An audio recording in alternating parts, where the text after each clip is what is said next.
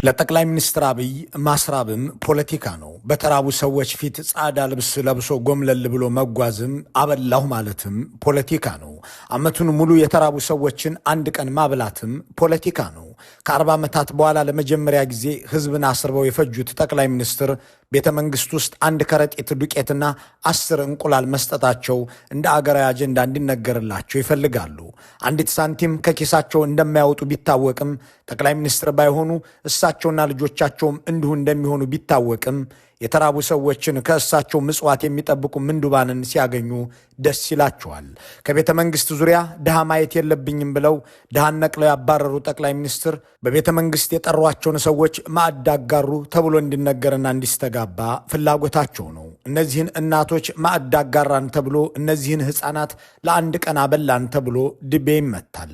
ለጋሱ ጠቅላይ ሚኒስትርና ሩህሩሃት ሚስታቸው በጋራ እጅ አጠር ሰዎችን አበሉ ተብሎ ፖለቲካ ይሰራል። እንከተለዋለን የሚሉት የመጽሐፍ ቅዱስ ቃል አንተ ግን ምጽዋት ስታደርግ ቀኝህ የሚያደርገውን ግራህ አይወቅ ቢልም እነሱ ግን መጽውተናል ብለው መናገር ብቻውን አይበቃቸውም። ተመጽውተናል ብላችሁ ተናገሩ ይሉና መጸወት ናቸው የሚሏቸውን ህፃናት ሳይቀር በሚዲያ እንዲናገሩ ያስገድዷቸዋል። በዓል አሪፍ ነው። እኔ በጣም ደስ ያለኝ እና እናትና እናቴ ራሱ ተቸግራ ከሰው እያለመነች ነበርና እኔ አብይ አህመድን በጣም ነው የማመሰግነው። ለሱ እንዳደረገልን ለጠቅላይ ሚኒስትር ለብዙ ማድረግም አለብን። እነዚህን ህፃናት ለፖለቲካ ንግድ ያዋሉት ጠቅላይ ሚኒስትሩ ህዝብን በዘላቂነት ከድህነት ስለሚያወጣ ፖሊሲ ቢጠየቁ እጃቸው ላይ ምንም አልነበራቸውም፣ ምንም የላቸውም። የብልጽግና ሰዎች ለህፃናት ሞራልና ስነልቦና የሚጨነቅ አንዳች ርህራሄም የላቸውም። አንድን የዕለት ጉርስ ያለበትን ችግረኛ ህፃን ይቅርና ማንንም ቢሆን በሚዲያ አቅርቦ በላሁ ጠጣሁ እንዲል ማስደረግ የሰው ልጅን ክብር የሚጋፋ ነው ብሎ ከብልጽግና ገዢዎች ጋር መነጋገር ጉንጭ ማልፋት ነው። አሁን ዓለም አቀፍ የረድኤት ድርጅቶች እንኳን የተረጂዎች ፊት በቪዲዮ እንዳይታይ በፎቶግራፍም እንዳይታይ ሲጠነቀቁ በሚስተዋልበት ዘመን አብይ አህመድና ዝናሽ ታያቸው ወጥ የሚጨልፉላቸውን ምንዱባን ከፊት አቁመው ያሳያሉ። እኛ ፋሲካ እንቁላል ሰጥተን ያበላናቸው ናቸው ብለው በመንግስት ቴሌቪዥን እንዲቀርቡ የትምህርት ቤት ጓደኞቻቸውም ጭምር እንዲሁ ባለ መንገድ እንደሚኖሩ እንዲያዩዋቸው ይፈልጋሉ። ቂጣ በጎመን መብላት ብርቃቸው ሆኖ እንዳደጉ የሚናገሩት አብይ አህመድ ዛሬ ጠቅላይ ሚኒስትር ባይሆኑ ኖሮ የእሳቸውም ልጆች እንዲሁ እንደነበሩ የተናገሩትም ራሳቸው ናቸው። ልጆቼና ሚስቴ በሴክሽን 8 ውስጥ ለ7 ዓመት በአሜሪካ ኖረዋል ያሉት ጠቅላይ ሚኒስትሩ በአሜሪካ መንግስት ማዕድ እየተጋሩ ቤትም እየተሰጣቸው ልጆቻቸው ማደጋቸውን በአደባባይ የተናገሩት ራሳቸው ናቸው። ባለቤቴ 7 ዓመት ሴክሽን 8 ውስጥ ኖር ነበር። ለነሱ አፓርትመንት መከራየት አልችልም። ሴክሽን 8 በአሜሪካ የቤት ኪራይ ድጋፍ የሚሰጥበት የመንግስት ፕሮግራም ሲሆን በይፋ ስሙ ሃውሲንግ ቾይስ ቮቸር ፕሮግራም ይባላል። በዚህ ቤት ውስጥ እንዲኖሩ የተፈቀደላቸው ሰዎች ከመንግስት ምግብ የማግኘትና ስናፕ ከተባለው ፕሮግራም ተጠቃሚ የመሆናቸው እድል ሰፊ ነው። ጠቅላይ ሚኒስትሩ እንዳመኑት 7 ዓመት በሴክሽን 8 ውስጥ የኖሩት ልጆቻቸውና ባለቤታቸው የአሜሪካ መንግስት ማዕድ ተጋሪ ነበሩ ማለት ነው። ይሁን እንጂ 7 ዓመት ሙሉ ያስቀመጧቸው የአሜሪካ ፕሬዝዳንቶች ይህንን ለፖለቲካ አውለውት አበላናቸው አጠጣናቸው እያሉ ፎቶ ሲነሱ አልታዩም። 364 ቀናት አስርበው አንድ ቀን ያበሉት እሳቸው ግን ሕፃናትን አበላሁ አጠጣሁ ብለው እልልታ ይደረግልኝ ይላሉ። ልክ በነገስታቱ ዘመን ግብር አበሉ ሲባል ሰምተዋልና እሳቸውም ማዕድ አጋሩ እንዲባልላቸው በጩኸት ይናገራሉ። የእሳቸውን ልጆች 7 ዓመት ሙሉ በየቀኑ ማዕድ አጋራቻቸው አሜሪካ ድህነታቸውን ለፖለቲካ ንግድ አላዋለችውም። ዓመቱን ሙሉ አስርበው አንድ ቀን አንድ ከረጢት ዱቄት የሚሰጧቸው እሳቸው ግን የፖለቲካ ሸቀጥ አድርገውት ሲከሰቱ አያመነቱም። የእርሶ ልጆች እንዲህ ቢደረጉ ይወዳሉ ወይ? ከቶ እርሶ ጠቅላይ ሚኒስትር ሆነው በቢሊዮን ዶላሮች የሚንፈላሰሱ ማንም እኔን መጠየቅ አይችልም እያሉ የሚናገሩ ባይሆኑ ኖሮ ልጆቹ በአሜሪካ መንግስት ልግስና የሚኖሩ ድሃዎች ከመሆን ይተርፉ ነበርን? ስለምን በድሃ ሕፃናት ሞራልና ተስፋ እንዲህ ይጫወታሉ ብሎ መጠየቅ ትርጉም የሚኖረው ለሰው ፍጡር ለሚጨነቁ ሰዎች ብቻ ነው። ድሃን አብዝተው የሚጠሉት ጠቅላይ ሚኒስትሩ አሁን በቤተ መንግስታቸው ዙሪያ አንድም ሰው መኖር እንዳይችል አድርገዋል። መንግስታትን አምነው ከቤተ መንግስታት ዙሪያ የመከተም ባህል የነበራቸው ኢትዮጵያውያን ጠቅልለው እንዲባረሩ ያደረጉት አብይ ራሳቸው ናቸው ይህንንም የተናገሩት። ምክንያቱም ሲያስረዱም ቤተ መንግስት ዙሪያ ያለውን ድሃ በጠቅላላ የጌታቸው አሰፋ ሰላይ አድርገው መቁጠራቸው መሆኑን በፓርላማ ኮስተር ብለው ገልጸውታል። እናንተ ጠቅላይ ሚኒስትር ሆነ በህገ መንግስቱ መሰረት ሀገር አገልግል ብላችሁ የሾማችሁኝ ቀን የደህንነት ሹሙ በጥበቃ ስራ ላይ የነበሩ 3 ግለሰቦች ይዘህ ቤተ መንግስት መግባት አትችልም ተባልኩ። ይሄ ጠቅላይ ሚኒስትር የሆንኩበት ቀን ነው። ቢሮ የምሰራበት ቢሮ ቁልፍ ያለው በእነዚህ የደህንነት ጠባቂዎች ነው። በዚህ ግን አያበቃም። ወታደር ስለነበርኩኝ እስቲ አንድ ስቴፕ ሮጬ ለማምለጥ እንኳን የምችልበት መንገድ ካለ ግቢውን ለማየት ፈልጌ አካባቢዬን በደንብ ካላየው ቸገራለሁ ብዬ በግድ ግቢ ወጣ። ማለት ከቤቴ ውጭ ያለውን ግቢ ለማየት። ይሄ ግቢ የታወቀ ክፍለ ከተማ የለውም፣ የታወቀ ቀበሌ የለውም፣ ግን ደንበኛ መንደር አለው። በየአጥሩ ስር ላስቲክ አለ፣ ደሳሳ ጎጆ አለ፣ የጭቃ ቤት አለ፣ ትልልቅ ሰዎች አሉ፣ ህፃናት አሉ፣ ሴቶች አሉ። ይሄ ግቢ መንደር ይሁን ቤተ መንግስት ይሁን ግልጽ አይደለም። ዙሪያውን ስትዞሩ አጥሩ በሙሉ ሰው ነው። እነዚህ ሰዎች የሥራ ድርሻቸው ምንድነው? ምን ያደርጋሉ የሚለው ጉዳይ ግልጽ አይደለም። በየቦታው ሽንት ቤት አለ፣ በየቦታው ጎጆ ቤት አለ፣ ላስቲክ ቤት አለ። ልክ የጎዳና የሚመስል አጥር ተንተርሶ የተሰሩ የላስቲክ ደሳሳ ቤቶች አሉ፣ ሰው ያለባቸው። ስለዚህ ቢሮና ቤት ብቻ ሳይሆን ግቢም ሮጦ ለማምለጥ በፍጹም ማይቻል በአደገኛ ሁኔታ ውስጥ እንዳለው በግልጽ ተገነዘቡ። ሮጬ ለማምለጥ እንቅፋቶቼ ናቸው ብለው ያስቧቸውን በቤተ መንግስት ዙሪያ ያሉ ህፃናትና ትላልቅ ሰዎች ነቃቅለው ያባረሩት ጠቅላይ ሚኒስትሩ በ4 ኪሎ አካባቢ የሚገኙ አብያተ ክርስቲያናት እነ ግቢ ገብርኤል፣ እነ ስላሴ፣ እነ በዓለ ወልድ ምእመን አጥተው ያላስቀዳሽ እንዲቀሩ አድርገዋል። እንዲህ ያሉት ድሃ ጠልና ድሃን የደህንነታቸው ስጋት ሮጦም ለማምለጥ እንቅፋት እንደሆነ አድርገው የሚመለከቱት ጠቅላይ ሚኒስትር ዛሬ ቤተ መንግስት ጠርተው ማዕድ አጋሩ እንዲባልላቸው የካሜራ ባለሙያ ቀጥረው ይቀርጻሉ። እግርን ሰብሮ ዊልቸር እንደሚለግስ እንደ ማንኛውም ጨካኝ በላስቲክ ቤት ውስጥ የምትኖር ድሃ ነህ ብለው ከመኖሪያ ቤታቸው ከቤተ መንግስቱ ዙሪያ ያባረሯቸውን ሰዎች ዛሬ ማዕድ አጋራኋችሁ ይሏቸዋል። ከዚያም ስላበልኋችሁ ፊታችሁ በራ እያሉ ይሳለቁባቸዋል። በብዙ ድል በብዙ መከናወን ነው እንደ ሀገር የጨረስ ነው። እናንተም ብትሆኑ 2-3 ጊዜ ተገናኝተን ጓዳችሁን ለማበስ እድል ተገኝቷል። እናንተም ፊታችሁ ያስታውቃል። በራ ብሏል። እንዳምነው አይደለም። አንድ ሰው በዓመት 3 ቤተ መንግስት ተጠርቶ በልቶ ሲሄድ ፊቱ ይበራል የሚሉት ጠቅላይ ሚኒስትሩ እንዲህ ያለ ንግግር የሚናገሩት ካሜራ፣ ጋዜጠኛና ምስል ቀራጭ ጠርተው ይህንን ማድረግ ፖለቲካዊ ጠቀሜታ አለው ብለው በማመናቸው ነው። የጫኑበትን መከራ የሚያጭደው የአገሪቱ ሕዝብ በየገጠሩ በሚረግፍበትና በሚማቅቅበት በዚህ ወቅት ከተሜው ደግሞ ለልጆቹ ዶሮ መግዣ አጥቶ የሚገባበት የቸገረው፣ የቤተሰብ አባሉ ታስሮበት የጨነቀው፣ በክልል የሚኖሩ ቤተሰቦችን ሁኔታ ማወቅ ባለመቻሉ መፈጠሩን የጠላ ሆኖ ቀጥሏል። በዚህ ሁሉ ስቃይ፣ ብሶት፣ ሐዘንና መከራ ውስጥ ያለውን ህዝብ የሚመሩት ሰዎች 1 ከረጢት ዱቄትና 1 ሊትር ዘይት ይዘው በ13 ቴሌቪዥን ካሜራዎች እየተቀረጹ የተቸገሩ ሰዎችን ማዕድ አጋሩ እየተባለ ዜና ይሰራላቸዋል። ንጉሱ ግብር አበሉ እንዲባልላቸው 30 ሚሊዮን ህዝብ ያስራቡ ሰዎች 30 ሰዎችን የአዲስ ዓመት ዕለት ወይም የፋሲካ ዕለት አበሉ ተብሎ በ30 ቴሌቪዥን ሬዲዮ ይዘገብላቸዋል። 86 ሚሊዮን ኢትዮጵያውያንን ያደህዩ ሰዎች የፋሲካ ዕለት ምሳ በላናቸው ያሏቸውን 86 ሰዎች ከትንሣኤው ማግስት ምን እንደሚበሉ ሊጨነቁላቸው አይችሉም። እነሱ ጻዕዳ ልብስ ለብሰው ለተጎሳቆሉ እናቶች ወጥ ሲጨልፉ የሚታዩበትን መስተንግዶ እነሱ ማዕድ ማጋራት የሚል የፌዝ ስም አውጥተውለታል። በዓመት 3 ጊዜ አብልቻችሁ ፊታችሁ ወዛ ብለውም በድሃ ፊት ይሳለቃሉ። ማስራብ የጦር መሳሪያ ሲሆን ማዕድ ማጋራት ደግሞ የፕሮፓጋንዳ መሳሪያ መሆኑ ነው።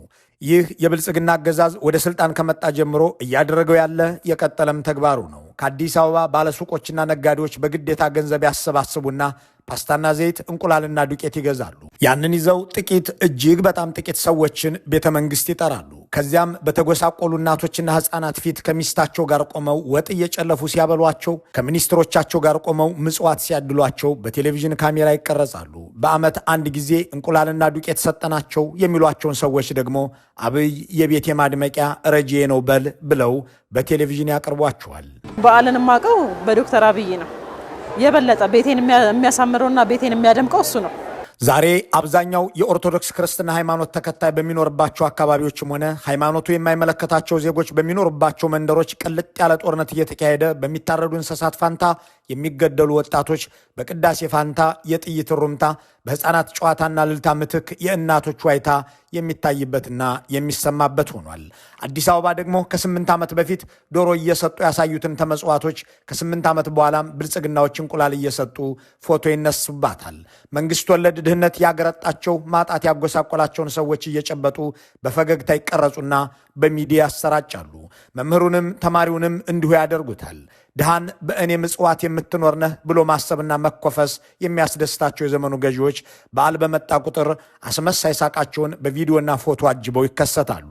ሰላም ለጠየቀ ጦርነት፣ ምግብ ለጠየቀ ረሃብ፣ ቤት ለጠየቀ መፈናቀል የሚያቀርቡት እነዚሁ ገዢዎች በኢድም ሆነ በፋሲካ ሰሞን ለጋስና አዛኝ መስለው የሚቀርቡት ለሰው የሚራሩ ተብሎ ከንፈር እንዲመጠጥላቸው መሆኑን ድርጊታቸውና ጠባያቸው ያስረዳል። በገጠር ትምህርት ቤቶቻቸው ፈርሰውባቸው ያለ ዕድሜያቸው እንዲዳሩ የተደረጉትን፣ መጠለያ ተከልክለው የተፈናቀሉትን፣ በአብይ አህመድ ድሮንና ሞርታር ወላጅ አልባ የተደረጉትን የተበተኑ ህፃናትን እኩዮች አዲስ አበባ ላይ ማዕድ አጋራኋቸው ብለው ያፌዛሉ። 86 ሚሊዮን ድሃ ፈጠሩ ተብሎ በተባበሩት መንግስታት የሚነገርላቸው አብይ አህመድ ቤተ መንግስት ጠርጠው መነጽርማ ጥልቀው ጻዕዳ ለብሰው በፈገግታ በሚመጸውቷቸው ጎስቋሎች እንዲሸፈን ይፈልጋሉ። ከዚያም በሚዲያዎቻቸው ማዕድ አጋሩ ተብሎ ይዘገብላቸዋል። ባለቤታቸው ለካሜራ የሚሆን ወጥ እየጨለፉ ይቀረጹላቸዋል። ጠቅላይ ሚኒስትር ዶክተር አብይ አህመድና ቀዳማዊት እመቤት ዝናሽ ታያቸው የገና በዓልን ምክንያት በማድረግ በዝቅተኛ የኑሮ ደረጃ ላይ ለሚገኙ ዜጎች ማዕድ አጋርተዋል። እዚህ ጋር አበላሁህ አጠጣሁህ ይህንን ማድረጌንም ዓለም ይልህ ብለው በቴሌቪዥን የሚያሰራጩት ጎመን በቂጣ እያረረባቸው ያደጉ ገዢዎች ስለምን ምግብ ማብላትን ፖለቲካ አድርገው ለምን ቀረቡ የሚለውን መጠየቅ ተገቢ ይሆናል። ጉዳዩ በቀጥታ ከአምባገነን መሪዎች ጠባይ ጋር የሚገናኝ ነው። ፈላጭ ቆራጭ መሪዎች በዓላትን የሚጠቀሙበት ደግ መስለው ለጋስና ለሕዝብ አዛኝ መስለው ለመከሰት እንዲሆን ነው። በዓላትን መሰረት ያደረገ ድግስ በሃያኛው ክፍለ ዘመን ተንሰራፍተው በነበሩ ኮሚኒስት አምባገነኖች ዘንድ ፍጹም የተከለከለ ተግባር ቢሆንም አብዮታዊ በዓላትን መሰረት አድርገው ራሳቸው መሪዎቹ የተወለዱበትን የልደትንም ቀን ሰበብ አድርገው አለያም በልጆቻቸውና በሚስቶቻቸው የውልደት ዕለት ለሕፃናት ስጦታ ሲሰጡና በመሰል መንገዶች ሲገለጡ ታይተዋል። ይህ ባለፈው ክፍለ ዘመን ከነበሩ አምባገነኖች አብዛኞቹ ያከናወኑት ተግባር ነው። በዘመናችን እወደድ ባይነትንና አምባገነንነትን አቀናጅተው ወይም ፖፑሊስትና ዲክታተር ሆነው አገራትን የሚመሩ ሰዎች ደግሞ ትንሽ ነገሩን አሻሽለውታል። መንፈሳዊ በዓላትን አይከለክሉም። ይልቁንም አማኝና ለፈጣሪ ታዛዥ መስለው ራሳቸው ይከሰታሉ። ስራቸው መግደል፣ አመላቸው መዋሸት ቢሆንም መግደልንና መዋሸትን ትእዛዛት ውስጥ ያካተተውን ወንጌል መጣሳቸው እየታወቀም መንፈሳዊ ሰው መስለው ለመታየት በዓላትን ይጠቀሙባቸዋል። ከዚያም እሱ እኮ ፈጣሪን የሚፈራ ሰው ነው፣ ያበላሹትና እያጠፉ ያሉት ከሱ ስር ያሉት ሰዎች ናቸው የሚል ፕሮፓጋንዳ በማህበረሰቡ ውስጥ እንዲገባ ያደርጋሉ። ኢንሳይክሎፒዲያ ብሪታኒካ የአምባገነኖች ጠባይና ተፈጥሮ ባስነበበበት ምዕራፉ እንደሚለው በዓላት ለጨካኝ መሪዎች ትልቅ መሳሪያ ናቸው። ሁሉም አምባገነን በዓላትን 8 ተግባራት ወይም ከ8ቱ አንዱን በማድረግ ያሳልፉታል ይላል። ህዝባዊ የሚሆን መንፈሳዊ በዓል ለአምባገነኖች ስኬታችን የሚሉትንና ርዕዮተ ዓለማችን የሚሉትን ነገር በንጽጽር፣ በንግግር፣ በጽሁፍ የተለያዩ ስጦታዎችን በመስጠት ወዘተ ለማስተዋወቅ ይገለገሉበታል የሚለው አንደኛው ነው። ለምሳሌ የኢትዮጵያው ጠቅላይ ሚኒስትር የገና ዕለት እንደተወለደው ኢየሱስ፣ ለፋሲካ እንደሚሰቀለው ኢየሱስ፣ የመውሊድ ዕለት እንደ ነቢዩ መሐመድ፣ የእሬቻ ዕለትም እንዲሁ ሆነው መግለጫ ሲያወጡ አመጣሁት የሚሉትን ለውጥ፣ አሰብኩት የሚሉትን ፖለቲካ ሲተርኩ የምናያቸው በዚሁ ቀመር ነው ማለት ይቻላል። ሁለተኛው ደግሞ ስለ አገራዊ አንድነት፣ ስለ ህብረትና ጀግንነት ለመናገር ይጠቀሙበታል የሚል ሲሆን ሶስተኛው ጥብቅ ቁጥጥር ለማድረግና ህዝብ በበዓላት ዕለት ተጠቅሞ እንዳያምጽ ወይም የተቃውሞ ድምፅ እንዳያሰማ ለማፈን ያውሉታል የሚለው ነው። ይህም በዓላት በመጡ ቁጥር እየተለቀመ የሚታሰረውን የአዲስ አበባ ህዝብ መነሻ አድርገን ስንመለከት የፈልጦ ቆርጦ መግዛት ባህሪያት ግልጽ ይሆኑልናል። የኢንሳይክሎፒዲያ ጥናት እንደሚለው አራተኛው የአምባገነኖች ጠባይ ራሳቸውን ከዚህ ከሚከበረው መንፈሳዊ ወይም ህዝባዊ በዓል ጋር በማገናኘት እጅግ አስፈላጊ ሰው መሆናቸውን ለመግለጽ ይጠቀሙበታል የሚለው ነው። በዚህ ዕለት የሚዘከረው ሰው ወይም በዓል አሊያም ባህላዊ ሁነት ከእነሱ ጋር በዕድሜም ሆነ በአጋጣሚ የማይገናኝ ቢሆን እንኳን እንደምንም ብለው ከእነሱ ጋር አገናኝተው ያቀርቡታል። ለምሳሌ የአድዋ በዓል ሲከበር ጠቅላይ ሚኒስትር አብይ ፎቶቸውን ከባልቻ አባ ነፍሶ ፎቶ ጋር እንዲሰቀል እንዳደረጉት ሁሉ የህዳሴ ግድብ የምስረት ዓመት ሲከበርም በእሳቸው የመጠቀ ስራ የተከናወነ መሆኑን ለማብራራት የነ አቶ መለስ ዜናዊን ፎቶ እንዳስወገዱት ማለት ነው። መጽሐፉ ይህንን የቅቡልነት ትግል ይለዋል። በአምስተኛ ደረጃ ላይ የተቀመጠው አምባገነኖች በዓላትን ለገጽታቸው መገንቢያና ለፕሮፓጋንዳ መሳሪያነት ያውሉታል የሚለው ነው። ይሄኛው በአብዛኛው የሚከናወነው የበዓል ዕለት ሆስፒታል ሄደው የታመመ ሲጠይቁ በአገሪቱ መገናኛ ብዙሃን እንዲዘገብ ያደርጋሉ። አበሉ አጠጡ ተብለውም እንዲነገርላቸው ሚዲያ ይጠራሉ። ለህፃናት ስጦታ አበረከቱ፣ ለአቅመ ደካሞች ድጋፍ አደረጉ፣ ጎበዝ ተማሪዎችን ሸለሙ፣ የጎዳና ተዳዳሪዎችን አለበሱ ወዘተ ሊባል ይችላል። አምባገነኖች በዓላትን ዓለም አቀፉን ማህበረሰብንም ለማታለል ወይም ለዲፕሎማቲክ ህብረተሰቡ ጠንካራ መስለው ለመታየት የሚረዳቸውን ተግባር ያከናውናሉ የሚለው ስድስተኛው ጠባያቸው ነው። በአገሪቱ ውስጥ እልም ያለ ፖለቲካዊ ብጥብጥና ጥንቅቅ ያለ ኢኮኖሚያዊ ቀውስ ውስጥ እንዳለ ቢታወቅም ምንም እንዳልተፈጠረና ህይወት በተለመደ ምህዋራ ውስጥ እንዳለች ለማሳየት የሚያስችላቸውን ንግግር ለማድረግ በዓልን ይጠቀሙበታል የሚለው ሰባተኛው ሲሆን ህዝባቸውን ለመሰለል በዓል ፍቱን መሳሪያቸው ነው የሚለው ደግሞ ስምንተኛው ነው። ዜጎች ሲሰባሰቡ የሚያወሩትን ስለ መንግስት የሚያስቡትን ወዘተ በጆሮ ጠቢዎቻቸው አማካኝነት ሲያሳድዱ ለመዋል ህዝባዊ በዓላትን ይጠቀማሉ የሚለው በእነዚህ ህዝባዊ በዓላት ዕለት ስማቸውን በክፉ የሚያነሳውንም ለማሰር ይጠቀሙበታል ይላል። የአድዋ በዓል ዕለት ከንቲባዋን ተሳድባችኋል፣ የታላቁ ሩጫ ዕለት እየመጡ ነው ብላችኋል ወዘተ ተብለው ሰዎች የሚታሰሩትም በዚሁ አምባገነናዊ ቀመር ነው ማለት ነው። ይህ ጥቅል የአምባገነኖች ጠባይ መሆኑን ኢንሳይክሎፒዲያ ብሪታኒካ የሚያስነብበን ነው። እንዲያም ሆኖ በተለያዩ ቦታዎች ልዩ ልዩ ገጽታዎች አሏቸው። የማዕድ ማጋራት በሚል ፕሮፓጋንዳ የበዓል ዕለት ጭልፋና ሳህን ይዘው ከድሃዎች ፊት ሲቆሙ የሚታዩት የኢትዮጵያ መሪዎች የሚያደርጉት ተግባር እነ ሂትለርና ስታሊን በሌላ መልክ ሲተገብሩት ይታይ ነበር። እንዴት የሚለውን እንመልከተው። ጆሴፍ ስታሊን የተባለው የቀድሞ የሶቪየት ህብረት መሪ እልል ያለ አምባገነን እንደነበር የሚከራከር የለም። በዚሁ ጠባዩም በአገሪቱ መንፈሳዊ በዓላት እንዳይከበሩ ገናና ፋሲካም እንዳይዘከሩ ከልክሎ ነበር። ለአብነት ገናን ሲያከብሩ የተገኙ ሰዎችን እንዲታሰሩ አውጆ ነበር። Did you know that in the USSR you could go to prison for celebrating Christmas? እነዚህን መንፈሳዊ በዓላት የሚመለከታቸው እንደ ኮሚኒዝም ጠላት ነበር። እናም እነዚህ መንፈሳዊ በዓላትን አስወግዶ የጥቅምቱን የቦልሸቪክስ አብዮትና የወዛደሮች ቀን የአገሪቱ ብሔራዊ በዓላት አደረጋቸው። የኢየሱስ ክርስቶስን የልደት በዓል እንዳይከበር ሕግ ያወጣው ስታሊን ከጌታ ልደት 4 ቀናት ቀድሞ የሚመጣውን የእሱ ልደት ግን ድል ያለ ድግስ ጥሎ ስጦታም እየሰጠ ያከብረዋል። ለአብነት 7ኛ ልደት ዓመቱን በ1949 እነ ማኦሴቱንግን ጭምር ጠርቶ ሲያከብረው ሕፃናት ስለ እሱ ኃያልነት እንዲዘምሩ፣ የኮሚኒስት ፓርቲው አመራሮች ስለ አለቃቸው ጀግንነት አብዝተው እንዲናገሩ አድርጎ ነበር።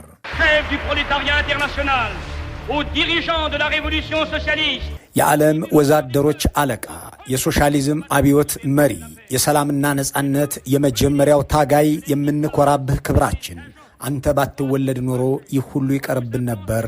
እንወድሃል።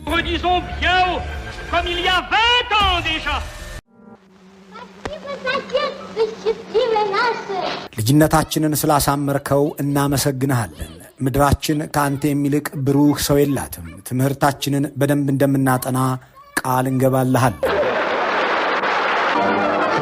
ይህ የአምባገነን መሪዎች ጠባይ ነው። የራሳቸውን የልደት ቀን እንዲሁም ዓለም አንቀጥቅጥ አድርገው ሲደግሱ ስለ እነሱ ኃያልነት እያስነገሩ ህዝባቸው ደግሞ ለመከራና እልቂት እየተዳረገ ነው።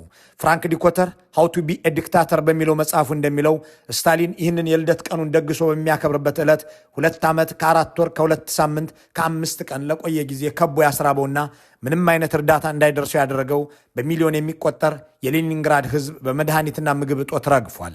27 ሚሊዮን ህዝብ ተፈናቅሏል። 7000 የሶቪየት ህዝብ ከምድረ ገጽ ጠፍቷል። የፕሮፓጋንዳ ተቋማቱ ባለስልጣናቱና ስታሊን ግን በዚያች ሀገር ውስጥ ምንም የከፋ ነገር እንደሌለ አድርገው በዓላትን ያሳልፉ ነበር። አዶልፍ ሂትለር እንደ ስታሊን ገናና ፋሲካን አታክብሩ ብሎ ህዝቡ ላይ ማዕቀብ ባይጥልም የክርስቶስን ልደት እንደገና መበየን አለብን ብሎ ክርስቶስም እኮ አይሁድ ነው የሚል የረቀቀ ፕሮፓጋንዳ መከተል ጀምሮ ነበር። በሱ የስልጣን ዘመን 20 የሚደርሱ ሀገራዊና መንፈሳዊ በዓላት የሚከበሩ ሲሆን ሁሉም ግን የሂትለርን ጀግንነት፣ ታላቅነት፣ ለጋስነት፣ ሰጥቶ አይጠገቤነትና አርቆ አስተዋይነት የሚያሳዩ መልእክቶችን እንዲያስተላልፉ ይደረጋሉ። በዓላትና አምባገነኖች እንዲህ ያሉ ናቸው። ስታዲየም ሙሉ ወታደር አሰልፈው ጎረቤቶቻቸውንም ህዝባቸውንም ያስፈራሩባቸዋል። በአገራቸው የሚራበው ህዝብ እልፍ ቢሆንም ጥቂት ሰዎችን ነጭ አልብሰው ምግብ ሲያበሉና ስጦታ ሲያበረክቱም ይታያሉ። ባለፉት ዓመታት ማዕድ ማጋራት በሚል ስያሜ ወደ ኢትዮጵያ ቤተ መንግስት የገባው ደግ መስሎ የመታየት ሙከራ በመከራ ውስጥ ስለሚያልፈው ህዝብ እንዲነገር ካለመፈለግ ጋር የተቀናጀ ነው። ገዢዎች ቤተ መንግስት ጠርተው ስላበሏቸው 30 ሰዎች ማውራት ትልቅ ብስራታቸው ነው። ስለተራቡ 30 ሚሊዮኖች መናገር ግን ሟርት ነው። ስለተፈናቀሉ 6 ሚሊዮን ሰዎች መዘገብ ኔጌቲቭ ኢነርጂ ራዲየት ማድረግ ሲሆን ዘይትና ዱቄት ስለተሰጣቸው 60 እናቶች አለማውራትም ቅናት ተደርጎ ይቆጠራል። ፈላጭ ቆራጭ ገዢዎችንና በዓላትን ለይተን የተመለከትንበት ሳምንታዊ የአምባገነን እንዲሁም የበዓል መሰናዷችን በዚሁ ተጠናቋል። መልካም የትንሣኤ በዓልን እንመኛለን።